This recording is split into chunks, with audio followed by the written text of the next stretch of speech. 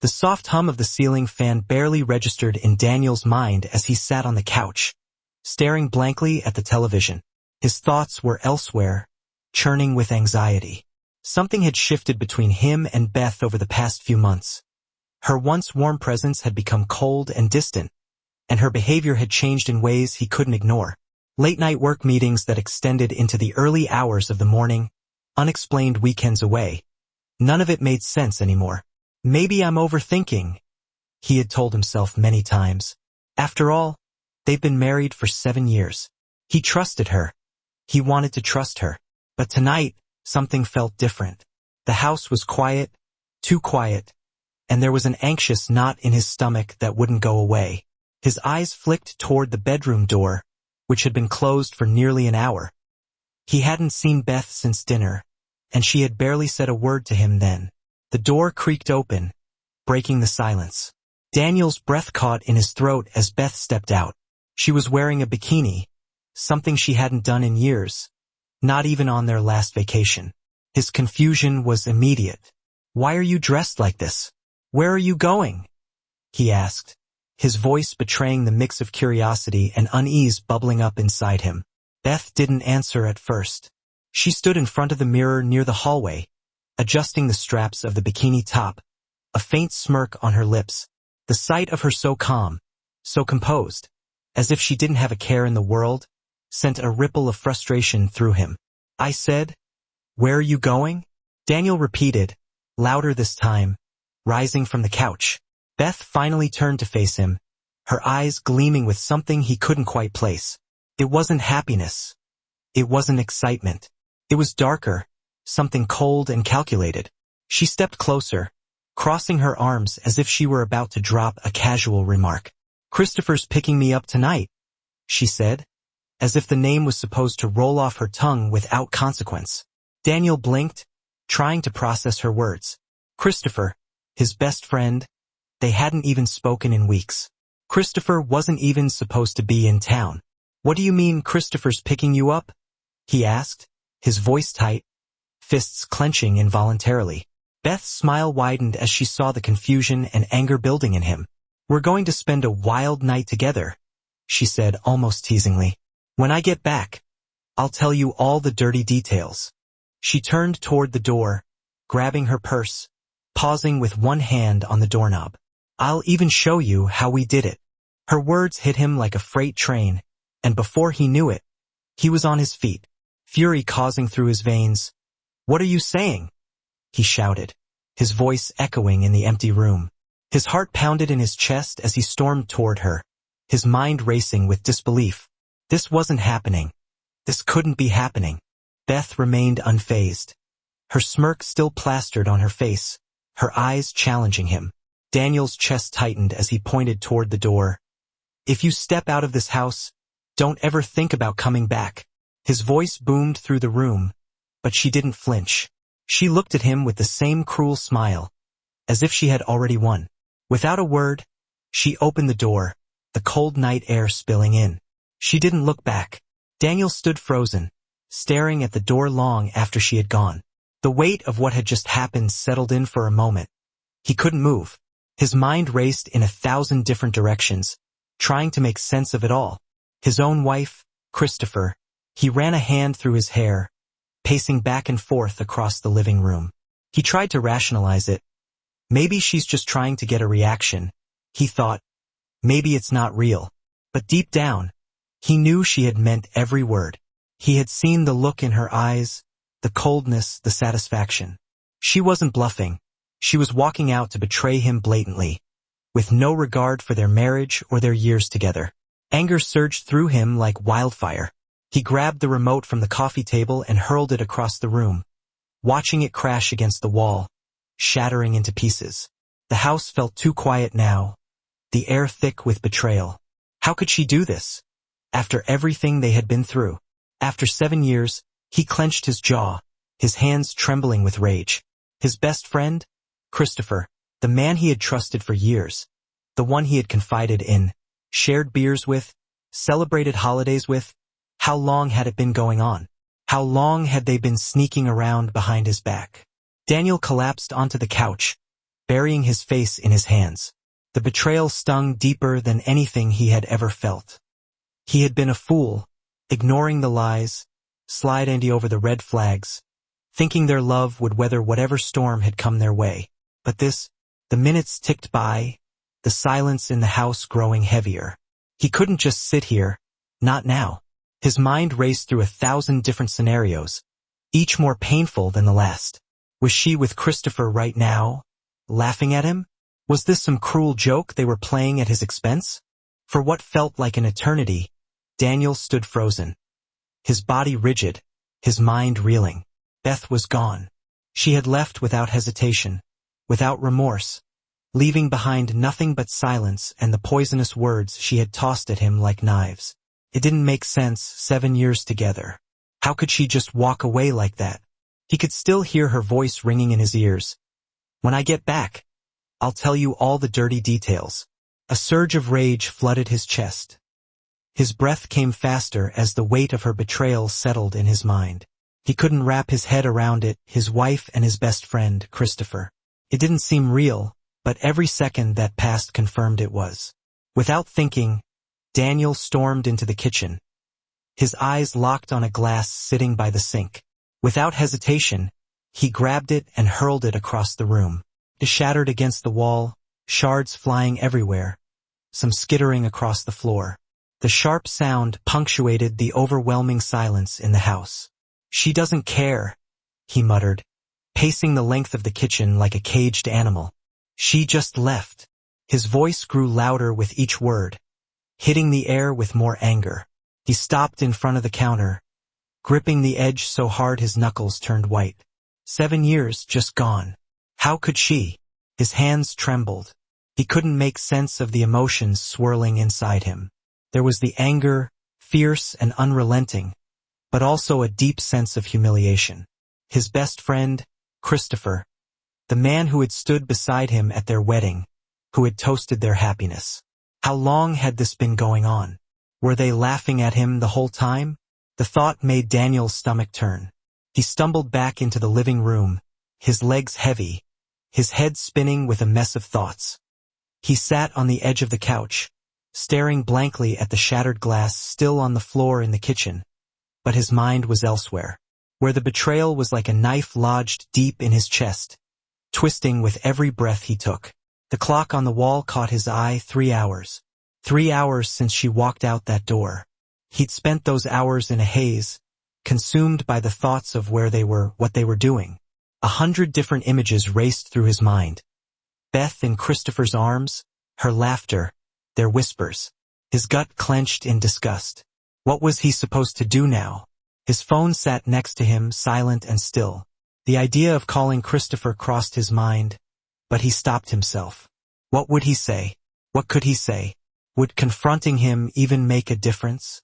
He reached for the phone, scrolling down to Christopher's number, his thumb hovering over it. But something stopped him. It wasn't fear exactly. It was something else. An exhaustion so deep it felt like it was pulling him down into a dark, cold pit. Would Christopher answer if he called? Or would he ignore it, knowing full well why Daniel was calling? Even if he answered, would it change anything? The truth was already out. There was no going back from this. His wife was out there with his best friend, and they were doing God knows what, and he was powerless to stop it. The thought hit him like a punch to the gut.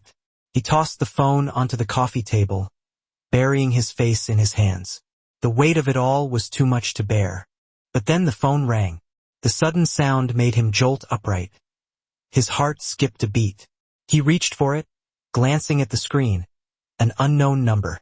His brow furrowed as he hesitated, a strange feeling creeping into his chest. Who would be calling him at this hour? He hesitated for a moment before answering. Hello, Mr. Daniel Carter. The voice on the other end was stern, serious. Yes, this is Daniel, he said, his voice uncertain, still raw from the evening's events. His mind instantly jumped to Beth, thinking maybe it was her. Maybe she'd been caught doing something, or maybe this was part of some cruel joke. This is Officer Daniels with the city police, the voice continued.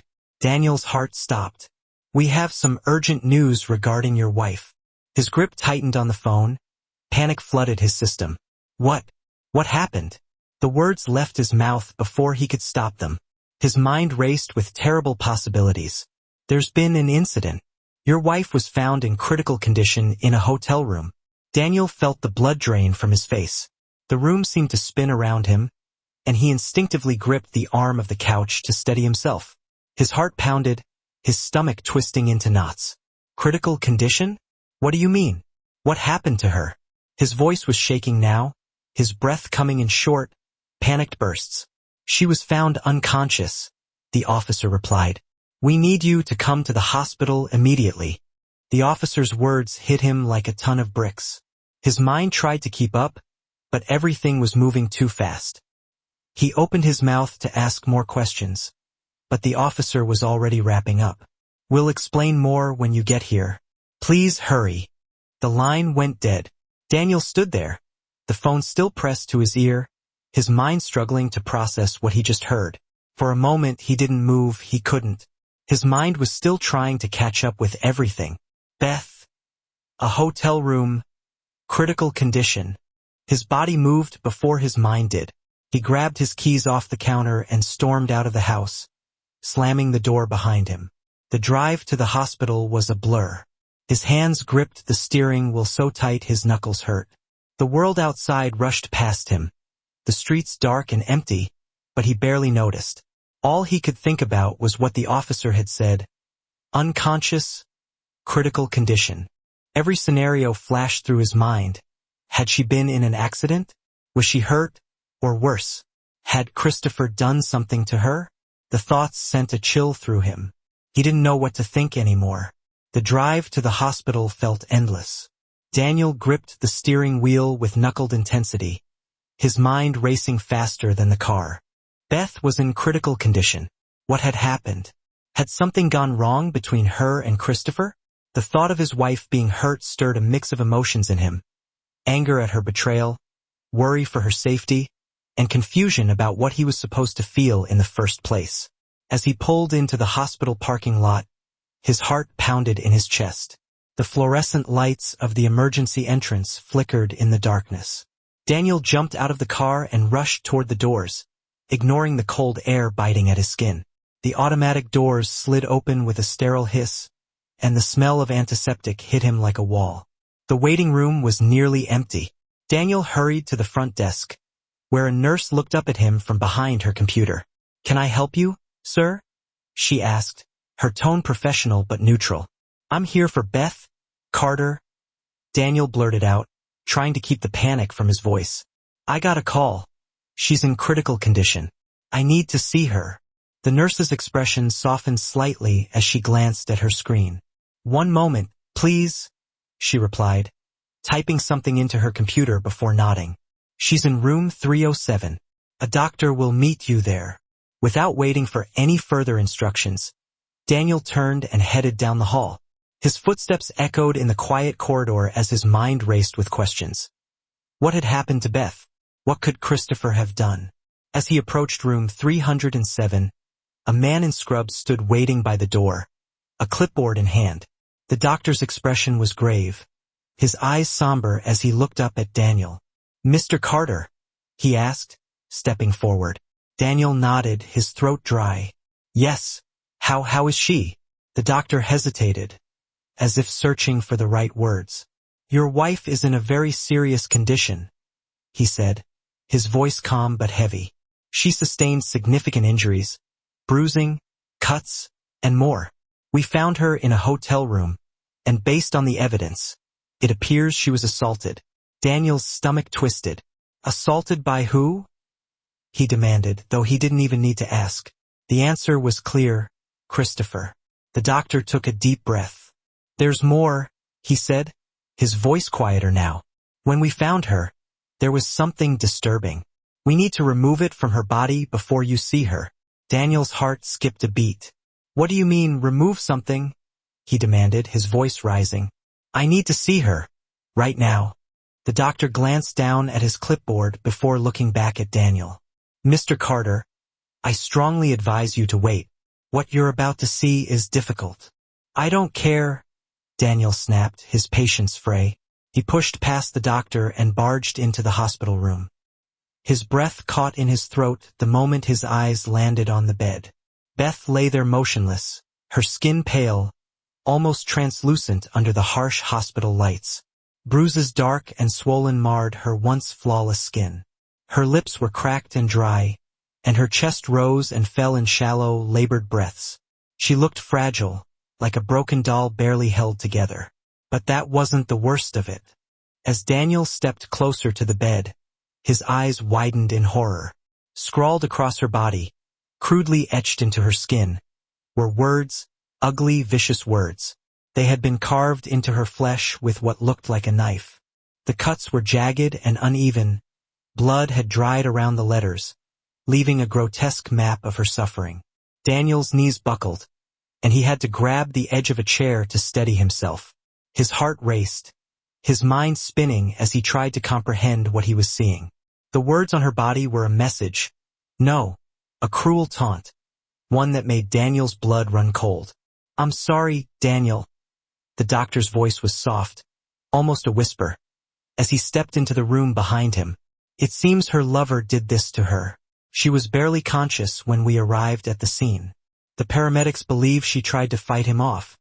But well, you can see what he did to her." Daniel felt like he was going to be sick. He turned away from Beth's mangled body, his chest heaving as he fought the urge to vomit. Anger and disgust welled up in him. But there was something else, too. Something dark. Something that felt like satisfaction. "Karma," Daniel muttered under his breath. His voice trembled. He didn't mean to say it, but it slipped out before he could stop himself.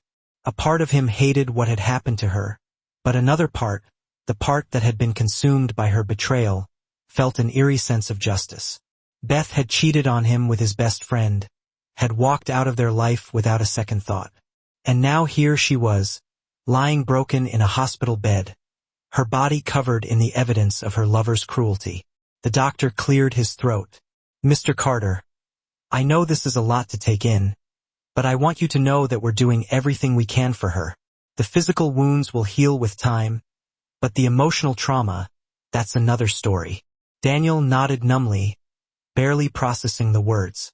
His eyes were fixed on Beth's battered face, the woman he had once loved, now almost unrecognizable. He felt a strange mix of pity and revulsion as he stood there, torn between wanting to comfort her and wanting to walk out of the room forever. "What happens now?" Daniel finally asked, his voice hollow. The doctor sighed. "We're stabilizing her, but she'll need extensive care, both physically and mentally. We've contacted the authorities. Her attacker will be dealt with. But right now, our focus is on her recovery." Daniel nodded again, though he wasn't sure if he cared anymore.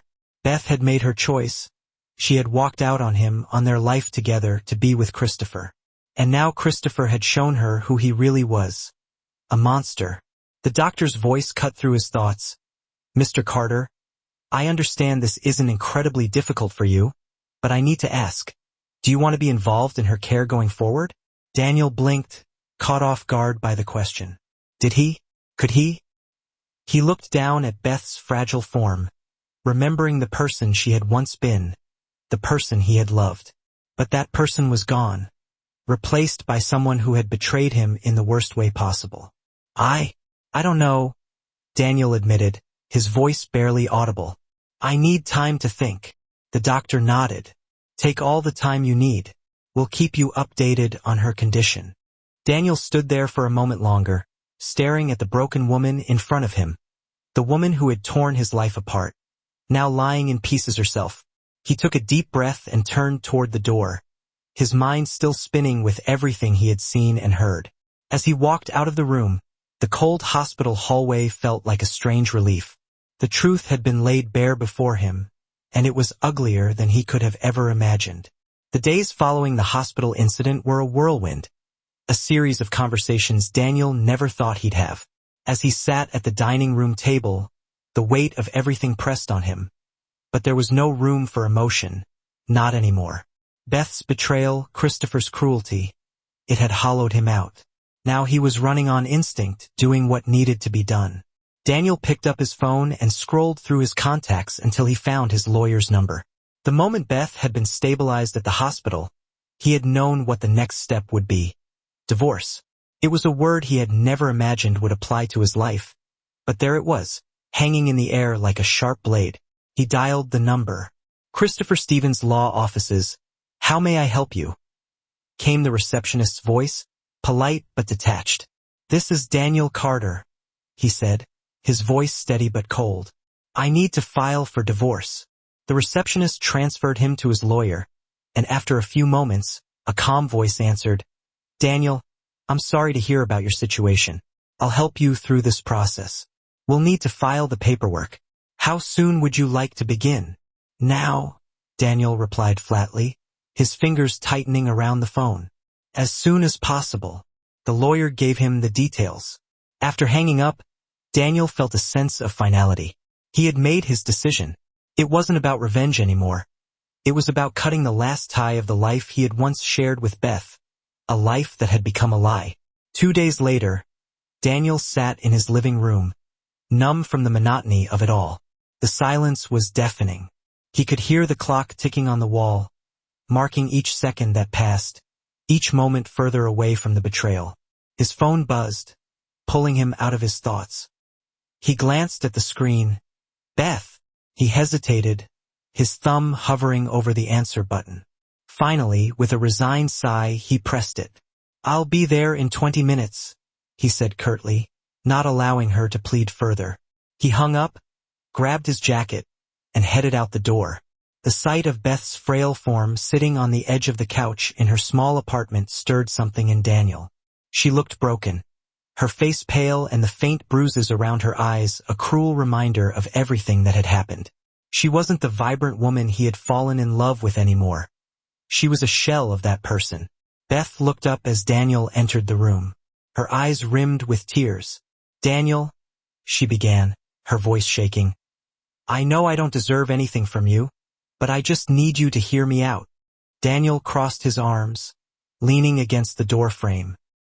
He didn't say a word, but his silence was enough of an invitation for her to continue. I'm so sorry, she choked out. I don't know why I did it. I made the worst mistake of my life, and now I'm paying for it. Christopher, what he did to me. I never thought it would go that far.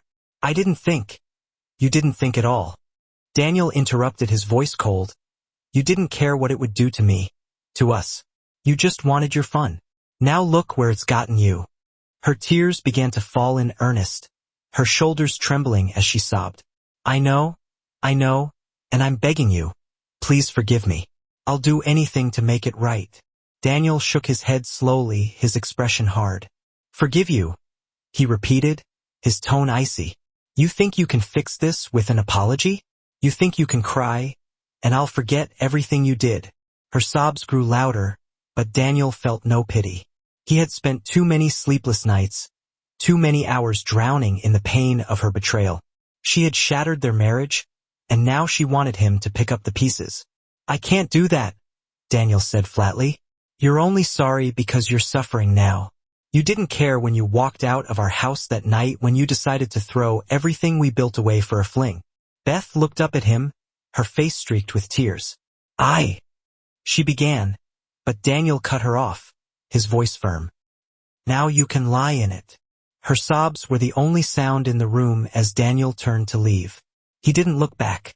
The door clicked shut behind him, and with each step he took away from that apartment, he felt a strange sense of relief. The divorce proceedings were quick. Christopher's arrest had complicated things for Beth, and with him behind bars, she had no one to turn to. Daniel had been merciless in the divorce settlement, refusing to give her anything more than what was legally required. It wasn't about vengeance. It was about justice. Beth had chosen to betray him, and now she had to live with the consequences. Weeks passed, and Daniel found himself slowly adjusting to his new life. The pain of the betrayal still lingered, but it was beginning to fade. He threw himself into his work, into his hobbies, anything to keep his mind from wandering back to that night when everything fell apart. One evening, as he sat on the porch of his new apartment, his phone rang again. This time, it was a number he didn't recognize. He hesitated but picked up. Daniel, it was Beth's voice, again, but this time it sounded even more fragile. There was no trace of the woman who had once confidently thrown her betrayal in his face. She sounded broken. "What do you want, Beth?" Daniel asked, his tone tired. I wanted to apologize again," she said quietly. "I know you don't want to hear it, but I'm lost without you. I've lost everything, Daniel, my job, my friends, my dignity. Everything. I don't know how to go on." Daniel leaned back in his chair, staring out at the darkening sky. He felt no joy in hearing her despair. He had once loved her, after all, but that love had died the moment she stepped out of their house to betray him with his best friend. "You made your choices, Beth," he said calmly. "Please," she whispered, her voice barely audible. "I don't know what to do." Daniel sighed. "That's not my problem anymore." There was a long silence on the other end of the line before Beth spoke again, her voice shaking. "I understand. I'm sorry, Daniel, for everything." Daniel ended the call without another word. He stared at the phone for a moment, then placed it down on the table beside him. The weight of the past few months was still there, but it was lighter now, like a burden slowly being lifted from his shoulders. For the first time in a long while, Daniel felt a strange sense of peace. The storm had passed, and though the scars would remain, he knew that he was finally free from the wreckage Beth had left behind. Months had rolled by, and for Daniel, life began to take on a new rhythm, one that didn't revolve around betrayal, heartbreak, or anger. He had moved into a modest apartment on the quieter side of town, far removed from the house where his life had unraveled. The clean slate offered him a kind of solace he hadn't expected, an opportunity to focus on himself. Slowly but surely, the fog of betrayal began to lift. It started with small things. The apartment was sparse at first, just a bed and a couch, but Daniel took his time filling it. He found joy in the mundane, picking out new curtains, assembling bookshelves, and even decorating the place with art from local shops. He filled his space with things that represented who he was, things that had nothing to do with his past life with Beth. One evening, Daniel was at his office, typing away at a project when his boss knocked on the door. "Daniel, do you have a minute?" Daniel looked up, surprised. His boss rarely came by unannounced. Shane, his boss, a stern but fair man in his 50s, stepped inside and sat across from him. "You've been doing exceptional work these past few months," he began.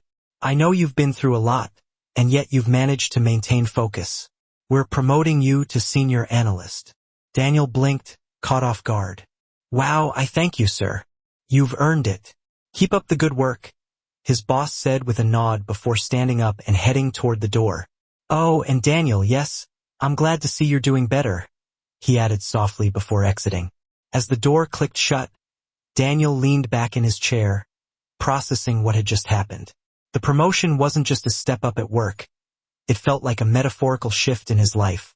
He was moving forward, and the recognition of his efforts was proof of that. After work that day, Daniel decided to celebrate. He called a few friends, people he hadn't seen much of during his marriage with Beth. These were the friends who had stood by him, offering quiet support during the storm that had consumed his life. They gathered at a cozy bar downtown, exchanging stories, laughs, and drinks. "Man, I'm glad to see you back in the swing of things," said Tom, his oldest friend from college, raising his beer in a toast. "You went through hell and came out the other side." Daniel chuckled, clinking his glass with Tom's. "Yeah, it wasn't easy, but I'm in a better place now." "Any thoughts about dating again?" asked Sarah, another close friend, raising an eyebrow. Daniel shook his head, smiling. "Not yet. I'm just enjoying the moment." His friends nodded, understanding. The conversation shifted to lighter topics, but Daniel couldn't help but feel a deep sense of gratitude. These people, his real friends, had been there for him when he needed them most unlike Christopher, who had betrayed him in the worst way possible. These were the friends who stayed true while Daniel was rebuilding his life. Beth's world had continued to crumble. Christopher had been sentenced to several years in prison for the assault, and the trial had been a media frenzy. The once charming, successful man was now a disgraced convict, and the weight of his actions left Beth alone to face the wreckage. She tried to piece together her life, but it wasn't easy with the scandal surrounding Christopher. She lost her job, and many of her friends had distanced themselves. Her once bright future seemed dim. Every attempt she made to reach out to Daniel was met with silence. One day, Beth found herself sitting in a dingy cafe, staring at her phone. She had written and rewritten a message to Daniel, each version more desperate than the last. Her fingers hovered over the keyboard, unsure if she should send it. "Daniel," she typed slowly, "I know you probably hate me, and I understand if you never want to speak to me again, but I'm sorry for everything. Please, if you could find it in your heart to forgive me, I would be forever grateful. I'm not asking for anything else. I just need your forgiveness." She hesitated before pressing send, her heart pounding in her chest as she stared at the screen, hoping for a response. But deep down, she knew there wouldn't be one. Daniel had made it clear that their past was exactly that, past. Back in his apartment, Daniel sat on the balcony, gazing out at the horizon. The sun was setting, casting a warm orange glow over the city skyline. It had become a ritual of sorts, sitting out there in the evenings, letting the peace of the moment wash over him. The past no longer had a hold on him. Beth's betrayal and Christopher's treachery were painful memories, but they were just that, memories. They didn't define him anymore. His phone buzzed on the table beside him. He glanced at the screen, seeing Beth's name flash across it. This time, he didn't feel the usual pang of anger or sorrow. Instead, he simply let out a soft sigh, picked up the phone, and without opening the message, deleted it. Whatever she had to say didn't matter anymore. Daniel had moved on, and he wasn't going to look back. A few weeks later, as Daniel was leaving work, he ran into a woman in the lobby. She was juggling a coffee, her phone, and in her rush, she accidentally bumped into him, spilling her drink. "Oh my God! I'm so sorry," she exclaimed, frantically trying to wipe the coffee off his jacket with a napkin. Daniel smiled, amused by her flustered state. "It's fine, really," he reassured her. "No harm done." She looked up at him with a sheepish grin on her face. "Still, I owe you a coffee or something." "Well, if you insist," Daniel replied, chuckling. "But only if it's not one of those complicated orders." They exchanged a few more pleasantries, and before long, they were walking to a nearby cafe, chatting effortlessly. Her name was Melinda, and as they sat together, sipping their drinks, Daniel felt something he hadn't expected, a genuine connection. It wasn't forced, and it didn't carry the weight of his past. It was just natural. Melinda was smart, funny, and kind. Their conversation flowed easily, and by the time they finished their coffees, Daniel found himself wanting to see her again. He didn't feel rushed or pressured. It was just a simple, enjoyable evening with someone new. As they said their goodbyes and exchanged numbers, Daniel felt a small spark of hope. He wasn't ready to dive into a relationship just yet, but it was nice to feel something again. The future, which had once seemed bleak and uncertain, now felt full of possibility.